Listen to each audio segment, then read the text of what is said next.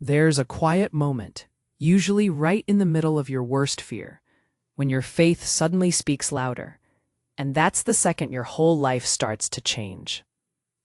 Most people think fear disappears before life gets better, but that's not how it works. In relationships, fear often shows up first. Fear of being abandoned, not being enough, being too much, being hurt again. Today I'm going to show you what it looks like when faith outshines fear, not in a fluffy way, but in real decisions you can make in real moments. And by the end, you'll have a simple plan to practice it, especially when your emotions are loud and your peace feels far away. Let me tell you a story. A woman I'll call Maya sat in her car outside her apartment, gripping her phone like it was a live wire. Her partner had gone quiet for 2 days. No explanation, no I'm busy, just silence. And in those 2 days, Maya's mind wrote an entire movie. He's done. I'm too needy. I pushed him away. He found someone better. Fear didn't knock. Fear moved in, rearranged the furniture, and started calling the shots. Then something happened. Not a miracle text, not a perfect apology, not external proof. Maya whispered, "Even if he leaves, I will be okay. I will still be loved. I will still be guided. I will still choose who I am." That was the moment. Not when the relationship got fixed, but when Maya did. Because here's the truth. The day your faith outshines your fear is the day you stop begging life to calm down and start becoming calm on purpose. And that changes everything in love.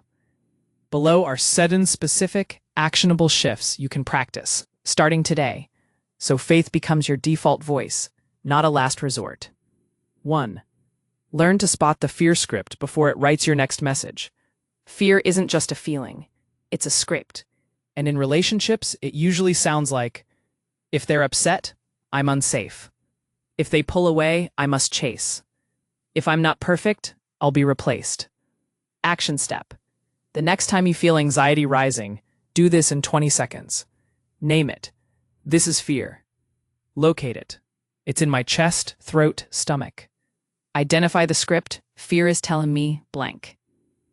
This works? You can't edit a story you don't realize you're reading. And you'll be shocked how often your fear is predicting abandonment, when the reality is uncertainty. 2. Use the 90-second rule before you speak, text, or accuse. Most relationship damage happens in the first 90 seconds of emotional heat, when your nervous system is driving and your wisdom is in the trunk. Action step. When triggered, pause for 90 seconds. Put your phone down. Breathe in for 4, hold for 2, out for 6. Repeat, I don't have to react to feel safe. Faith doesn't mean you never feel triggered. Faith means you don't let the trigger decide your tone. 3.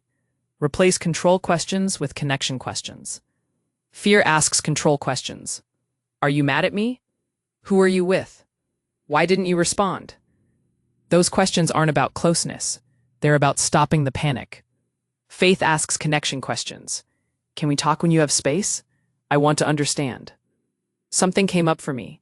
Can I share without blaming? What do you need right now? And what do you need from me? Action step. Write down your top 3 control questions. Then rewrite them into connection questions. This is how faith outshines fear in real time. It chooses clarity over interrogation. 4. Practice faith boundaries. Loving without losing yourself. A lot of people confuse faith with tolerance, but faith doesn't mean you accept whatever happens. Faith means you trust yourself to respond with integrity. Fear says, if I set a boundary, they'll leave. Faith says, if they leave because I honored myself, I was never safe there. Action step. Use this boundary template the next time something hurts. When blank happens, I feel blank. What I need is blank. If it keeps happening, I will blank. When plans change last minute, I feel unimportant.